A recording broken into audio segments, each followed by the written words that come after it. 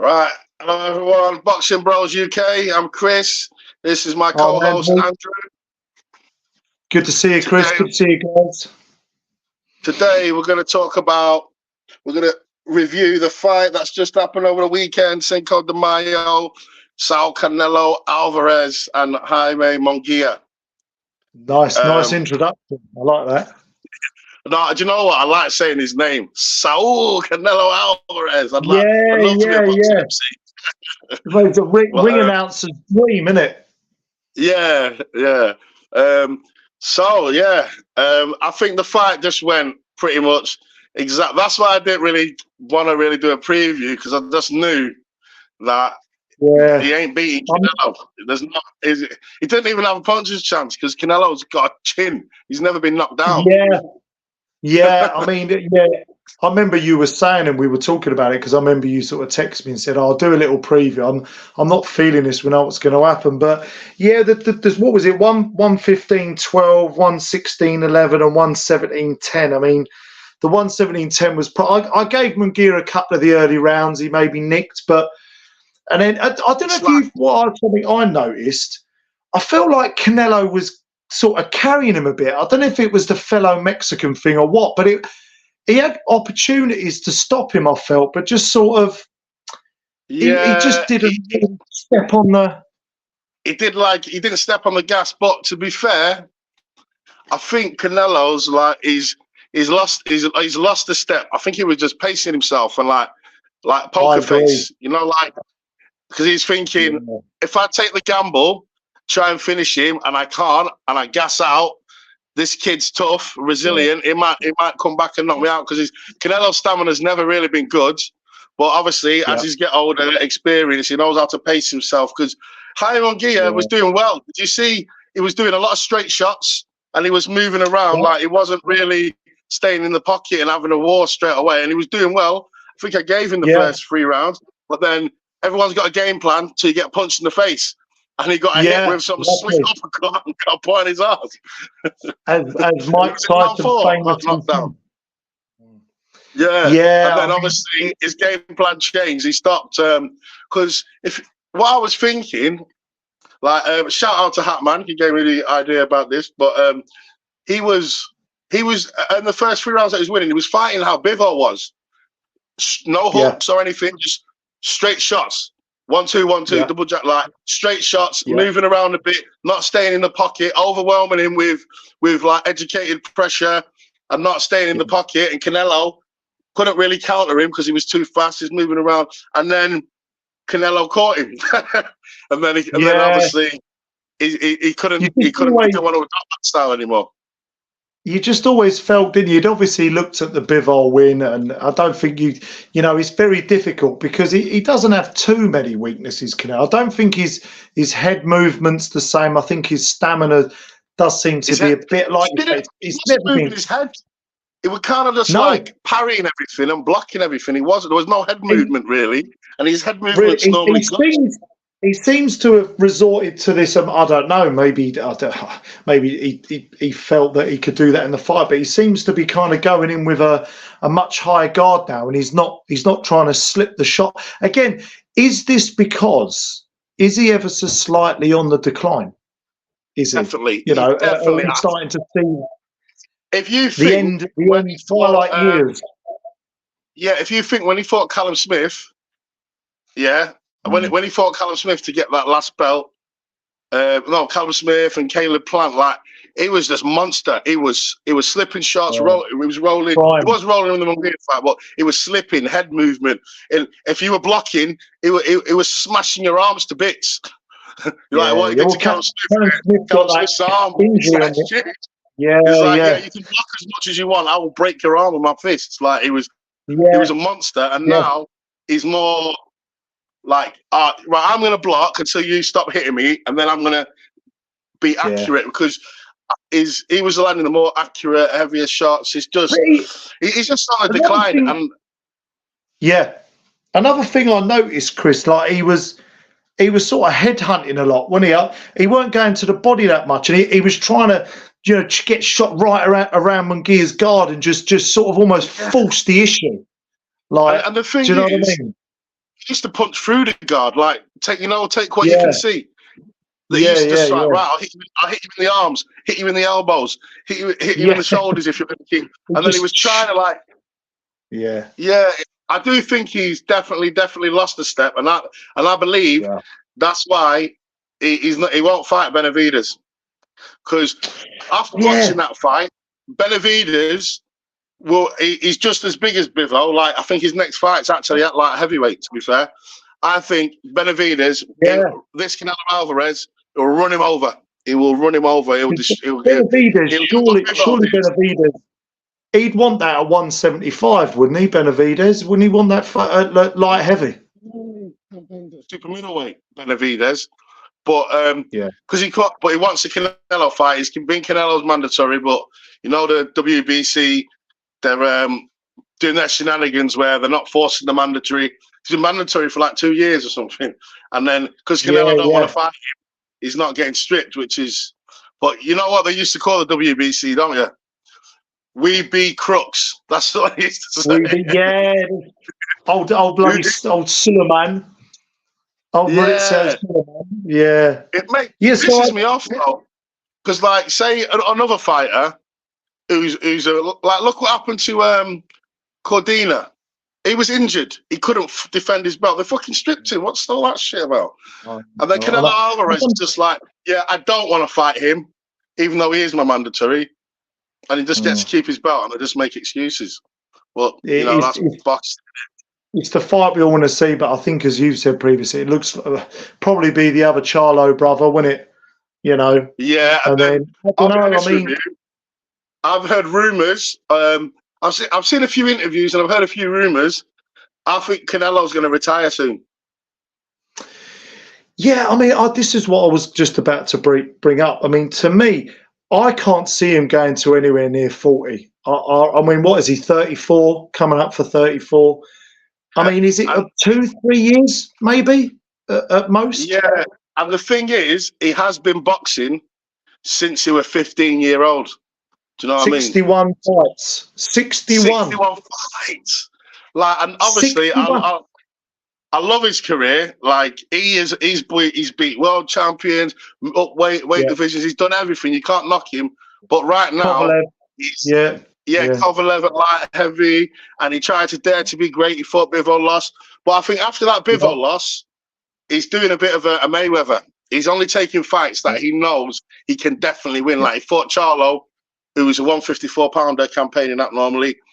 Then he's fought Munguia, who campaigns at middleweight normally.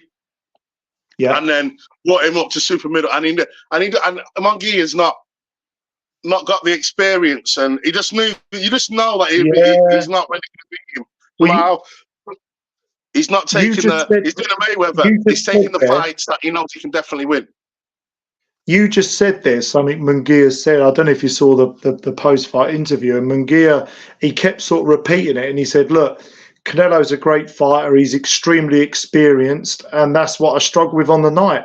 And ultimately, I think that was the difference. But Canelo knew full well that his experience and he was just a little bit too powerful. His chin was going to hold up. He knew. I think he went into that, and if anything, towards the end of the fight, he looked like he was carrying him a bit. He almost like, I wouldn't say felt sorry for him, but no, I don't know. I could be wrong. It's just that's what I felt. I don't know carrying him. I think this is the thing. I think because he's on the decline a bit, I think that he thought if he goes for the finish and he don't finish him, then it's going to look bad. Punch himself out. He might gas out and lose. You know, I think it was more of that. But it just that's what I mean. He's on the decline because the old Canelo would have smelt blood and gone for the kill and knocked him out. Yeah, 100%. And I do think he's going to fight the other Charlo that he was supposed to fight, and then retire, or he might take one more easy fight. But I'm telling you now, unless someone pays 200 million. Like he said, he'll fight Benavidez for 200 million. That's what I mean. That's ridiculous. How can you say, oh, he's not even a challenge, he's nothing, and you want 200 million to fight someone who's not a world champion, who hasn't really done anything in boxing? And the only reason is because you know that there's a good chance that's a 50-50 fight. And I believe Benavidez would win because I just think, because he's so tall and rangy, he can do what Bivol did. And obviously, if it gets in the pocket, Benavidez can have a tear up. And he can fight in the pocket. Do you know? So I just think that. I'm thinking of some of, I don't know. I mean, I just don't think the names are big enough now. But we've got some of our guys at light heavy, your Boatzis and people of that world. But I can't see those fights. I mean, they're not going to happen that wouldn't happen anytime soon. And by the time it does, Canelo will be what, 36, 37? Yeah, I don't know. And he has had a lot of fights. Outside of Benavidez, what fights are out there for the core hardcore fans? What fights are out there outside of Benavidez for Canelo? Like what? There's nothing out there because he's undisputed champion at super middleweight. He's got all the belts. And all the major people he's defeated. So there's no one. If you think at super middleweight, the only person out there who's a challenge is Benavidez, and no one else. No one else, because he's beat everyone. He's beat everyone he can beat at super middleweight. Yeah. Callum Smith beat him. Or maybe Eubank Jr., but that's not even worth it. Because he used to fight super middleweight. He's not going to do nothing. But I just don't know if it's not going to do the numbers pay-per-view wise that Canelo's going to want, mate. I don't know. But then he fought John Ryder, but then he knew he could beat John Ryder. So, do you know what I mean? This is the thing, John Ryder was your mandatory. You fought him, not for 200 million. Benavidez is your mandatory. You're not going to fight him unless you get paid 200 million. Even it's like that's just duck. That's a duck to me. Out straight away. That is a duck. I don't care what he's achieved in boxing. He's still ducking someone. It doesn't matter what he's done. You've got to treat everyone the same. That is a blatant duck. And I love Canelo Alvarez. He's one of my favourite fighters to watch. But he's been a bit of a shithouse. Just fight him or retire. Do you know what I mean? Instead of just fighting people you can beat. He's a legend of the sport and a pound-for-pound legend. But I wonder if he doesn't, will it take? My question is, I guess, well, for both of us, I'm just thinking out loud at the end here. If he doesn't fight Benavidez, which is the one people want, does it take a bit of a shine off his career, a little bit, maybe, or not? I believe so. I believe so. I believe so. It does a little bit towards the end. Challenge for a minute. It's the last big challenge.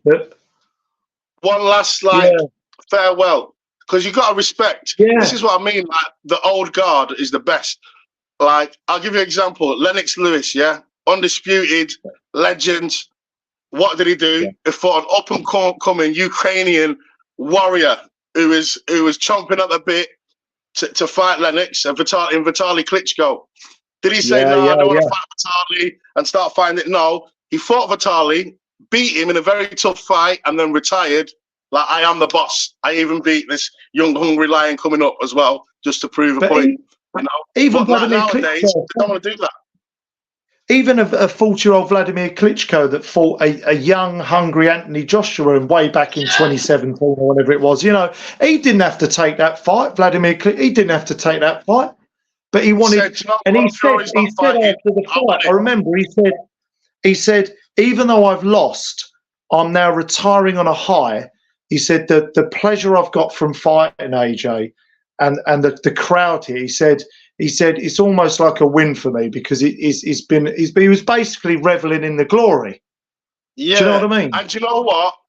What a fight to retire on, because Klitschko was giving AJ the business. He was, and that like AJ put him down. Then he put him down, and then he was winning the rounds. AJ was getting knackered before he was going to get stopped. Then AJ knocked him out, and that was a fucking wicked fight. Weirdly, even though he ended on a loss, Vladimir Klitschko, it actually rose his stock and his reputation more. Bizarrely, because there was no jab and grab and hold there in that fight. That was all action packed. This is what I mean. The mentality of boxers, like the old boxers, they'll fight anyone, they'll challenge anyone. That's like the new boxers. Well, if I'm not going to win and I don't get paid a lot of money, I'm not going to do it. Well, they're still shitbags, all of them.